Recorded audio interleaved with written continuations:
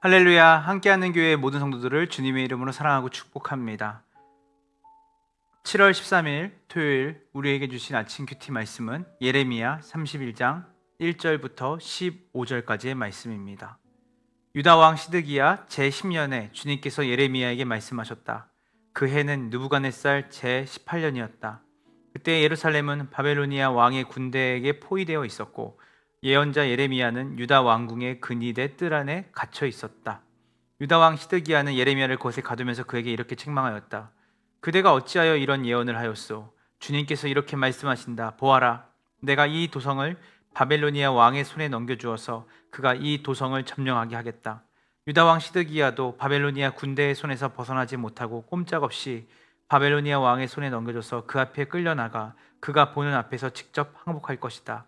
그러면 그가 시드기야를 바벨로니아로 끌고 갈 것이며 시드기야는 내가 그를 찾아올 때까지 그곳에 머물러 있을 것이다. 너희는 바벨로니아 군대와 싸워도 절대 이기지 못할 것이다. 주님께서 하시는 말씀이다. 이렇게 예언하였다면서요. 주님께서 나에게 말씀하셨다.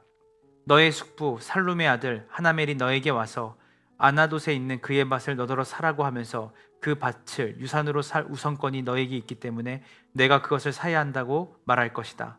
과연 주님의 말씀대로 숙부의 아들 하나멜이 근위대 뜰 안으로 나를 찾아와서 내게 부탁하였다. 베냐민 지방의 아나돗에 있는 그의 밭을 나더러 사라고 하였다. 그 밭을 소유할 권리도 나에게 있고 그 밭을 유산으로 사들일 권리도 나에게 있으니 그 밭을 사서 내 밭으로 삼으라고 하였다. 그때 나는 이것이 바로 주님의 명령임을 깨달았다. 나는 숙부의 아들 하나멜에게서 아나돗에 있는 그 밭을 사고 그 값으로 그에게 은 17세겔을 달아주었다. 그때 나는 매매계약서에 서명을 하고 그것을 봉인하고 증인들을 세우고 은을 저울에 달아주었다. 그리고 나는 법과 규례에 따라서 봉인된 매매계약서를 봉인되지 않은 계약서와 함께 받았다. 그리고 나는 숙부의 아들 하나멜과 그 매매계약서에 서명한 증인들과 근위대 뜰 안에 앉아있던 모든 유다 사람이 보는 앞에서 그 매매계약서를 마세야의 손자이며 네리야의 아들인 바룩에게 넘겨주고 또한 그들이 보는 모두 앞에서 바룩에게 부탁하였다. 나 만군의 주 이스라엘의 하나님이 말한다. 이 증서들 곧 봉인된 매매 계약서와 봉인되지 않은 계약서를 받아서 옹기 그릇에 담아 여러 날 동안 보관하여라. 참으로 나 만군의 주 이스라엘 하나님이 말한다. 사람들이 이 나라에서 다시 집과 밭과 포도원을 살 것이다. 아멘. 아멘입니다. 예레미야 31장 1절부터 15절은 예레미야가 바벨론의 침공과 예루살렘의 멸망이라는 절망적인 상황 속에서 하나님의 명령을 받아 밭을 사는 이야기를 담고 있습니다. 오늘 본문을 통해서 절망 중에서도 희망을 놓지 말라는 메시지를 하나님은 우리에게 말씀하시고 있습니다. 본문의 배경은 참 암울하죠. 예루살렘은 바벨론에 의해 포위되었고 멸망의 위기에 처해 있습니다. 예레미야는 이미 예루살렘이 바벨론에 의해 함락될 것이라는 하나님의 예언을 전했습니다. 백성들은 당연히 선지자의 말을 통해 두려움과 절망 속에 빠져 있었고 예레미야 역시 포로로 잡혀 있는 상태였습니다. 이러한 상황에서 하나님이 예레미야에게 명령하십니다. 그의 사촌 하나멜이 와서 그에게 밭을 사라고 말할 것이라는 것이었습니다. 예레미야는 하나님의 말씀대로 하나멜이 찾아왔을 때 그가 제안한 밭을 사기로 합니다. 이 거래는 당시 상황을 고려할 때 매우 비합리적으로 보였습니다. 예루살렘이 곧 함락될 것이 뻔했는데 예루살렘에 있는 땅을 사라고 하는 것이 얼마나 어리석은 일처럼 보입니까? 그러나 예레미야는 하나님의 말씀에 순종하여 그 밭을 삽니다. 이는 단순한 어리석은 거래가 아닙니다. 하나님의 깊은 의도를 담고 있는 행위였죠. 하나님은 이 멸망하는 이 예루살렘의 그 땅을 사게 함으로 비록 지금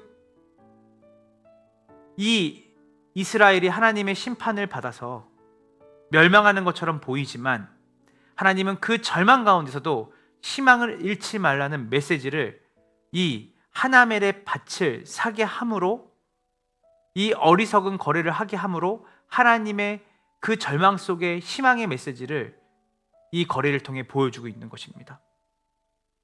예레미야가 밭을 사는 행위는 미래에 대한 희망의 상징이었죠. 하나님은 예루살렘이 멸망하더라도 다시 회복할 것이라는 약속을 줬습니다. 오늘 본문의 마지막 절이죠. 만군의 여호와께서 이같이 말씀하시니라. 이 땅에서 다시는 집과 밭과 포도원이 사게 되리라.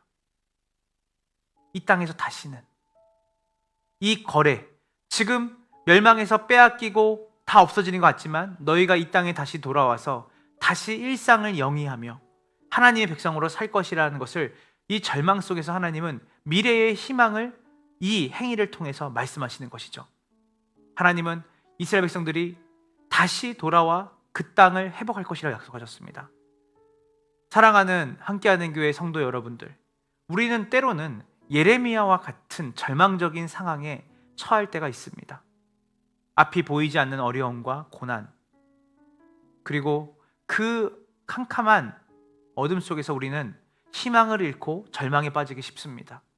그러나 하나님께서는 우리에게 또 예레미야에게 주신 것과 같은 희망의 약속을 주십니다.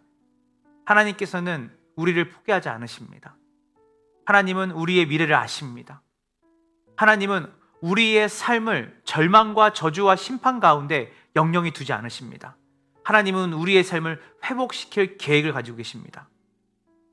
우리가 오늘 이 본문의 말씀을 통해 하나님께서 이스라엘을 심판하시는 것 같고 영영이 이 땅 가운데 없어지는 것처럼 하나님이 징벌하시는 것 같지만, 그 심판과 징벌도 하나님의 사랑과 그리고 하나님의 선하신 계획 아래에 있는 것이라고 한다면, 궁극적으로 하나님께서는 이스라엘 백성, 즉 여러분과 우리를 반드시 이 캄캄한 어둠과 절망 가운데 회복시킬 것이라고 하는 희망의 메시지를 하나님께서는 오늘 본문을 통해 우리에게 말씀하시는 겁니다. 오늘 본문을 통해서 우리는 절망 속에서도 하나님의 희망을 붙잡는 법을 배워야 합니다.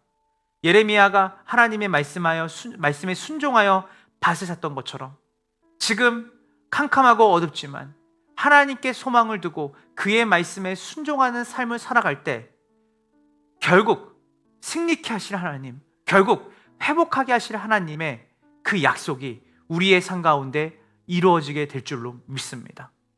저는 오늘 여러분의 그 복된 삶 가운데, 특별히 이 복된 주말에 절망 속에서도 희망을 놓지 않고 하나님의 약속을 붙잡는 우리 모든 성도들이 되기를 주님의 이름으로 축원합니다. 함께 기도하겠습니다.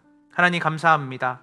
오늘 예레미야의 말씀을 통하여서 하나님, 우리가 절망 가운데 모든 것이 다 빼앗기고 앗아가는 그 심판의 그 불길 속에서도 하나님께서는 이스라엘 백성들을 회복시킬 것을 약속하시며 하나멜에게 그 빼앗길 땅을 일부를 사라고 예레미야에게 말씀하십니다. 예레미야는 모든 것을 알고 있습니다. 예레미야는 바벨로니아에 끌려가 이들이 포로로 살 것도 알고 있었고 이 땅이 이방인들의 침략을 받을 것도 알고 있었습니다. 그러나 그는 하나님의 마음, 하나님의 심정을 아는 자로서 순종했습니다. 하나님, 오늘 앞이 캄캄하고 절망 가운데 있는 성도들이 있습니까? 하나님, 우리 함께하는 교회 성도들 중에 그러한 자들이 있다면, 또한 그러한 어려움과 상황 속에서 희망을 잃고 살아가는 자들이 있다면, 하나님, 오늘 이 시간 그 있는 그 자리에서, 그 절망의 한복판에서 하나님의 말씀을 통해 희망을 갖고 순종하며 오늘 일상 가운데 작은 씨앗을 뿌리고 그 꽃을 자라게 하실 하나님을 기대하며 절망보다 소망을 품고 우리 안에 가지고 있는 결핍과 낙심을 보기보다 회복하게 하시며 다시 우리의 삶 가운데 기름진 땅으로, 하나님이 쓰실 땅으로, 하나님이 다스리실 땅으로 온전하게 회복할 그 주님의 약속을 기대하며 오늘 하루 하나님의 말씀을 붙잡고 희망을 붙잡고 살아가는 우리 모든 성도들이 되게 하여 주시옵소서. 감사드리며 우리 구주 예수님의 이름으로 간절히 기도합니다.